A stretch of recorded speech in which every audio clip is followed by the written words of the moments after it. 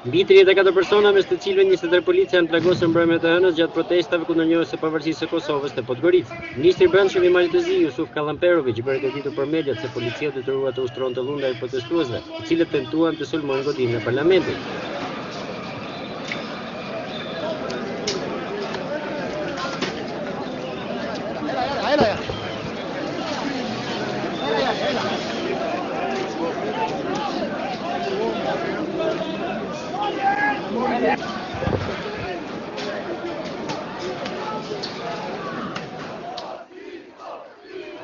Pas ditën e të hënës, opozita malazeze e Partive Pro-Serbe organizoi një protestë kundër vendimit të qeverisë për njohjen e pavarësisë së Kosovës dhe kërkoi anulimin e saj. Ajo që ishte paralajmëruar si një protestë e qetë ka degeneruar në dhunë. Policia për të mbrojtur godinën e parlamentit ka përdorur gaz lotëthellës. Gjatë protestës së opozitës kundër njohjes së Kosovës, ka dalë edhe kisha malazeze, e cila ka kërkuar njohjen e pavarësisë përmes referendumit. Kryepeshkopi Afilohije Radović në deklaratën e tij ka kërkuar nga protestuesit që asnjëherë të mos njihet pavarësia e Kosovës nga malazezët.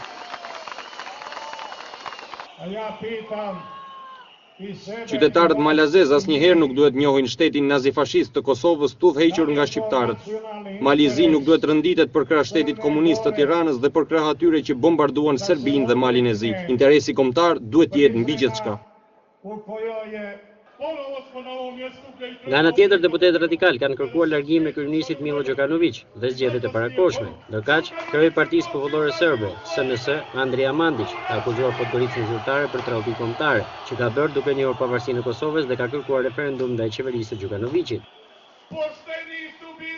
Askush s'mund të luajë me sovranitetin e shtetit serb. Të gjithë së bashku do kërkojmë referendumin ndaj qeverisë së tradhtari Đukanović, i cili ka shitur Malin e Zi tek perëndimi. I bëjmë me dije kryeministrit Milo Đukanović, se kur dikush drejton një vend, ai është me vullnetin e popullit. Tashmë populli malazez nuk dëshiron udhëheqjen e tradhtarit. 2/3 popullsisë malazeze nuk do lejojnë shkatrimin e Serbisë. Ne do luftojmë në të gjitha mënyrat për mosnjohjen e pavarësisë së Kosovës.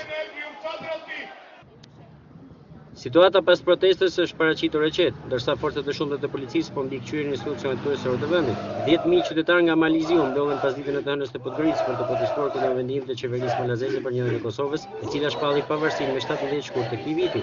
Dhuna shpërtheu pasi protestuesit shmangën barrikadat përpara godinës së parlamentit të Malitëzi dhe filluan të sulmojnë policinë me gur dhe mjetet e tjera të forta. Policia arrestoi 28 demonstrues, ndërsa mbajtjen e mbikëqyrë institucionet kryesore të vendit edhe pas protestës. Protestuesit valvisin flamurin serb dhe tharrisnin Kosova është zemra e Serbisë. Ata kërkonin nga qeveria tërheqjen e menjëhershme të vendimit për njohjen e pavarësisë së Kosovës. Protesta organizuar nga Partia Popullore Serbe, Partia Popullore, Partia Demokratike Serbe dhe Lista Serbe kundër njohjes së pavarësisë së Kosovës nga Podgorica zyrtare. Ndërkaq i menjëhershëm reagimi i kryeministit malazez Milo Đukanović, i cili ka deklaruar se Beogradi ka harruar se Malizi është një vend sovran që merr vendimet sipas interesave të veta dhe askush nuk duhet të përzihet në vendimet e qeverisë malazeze.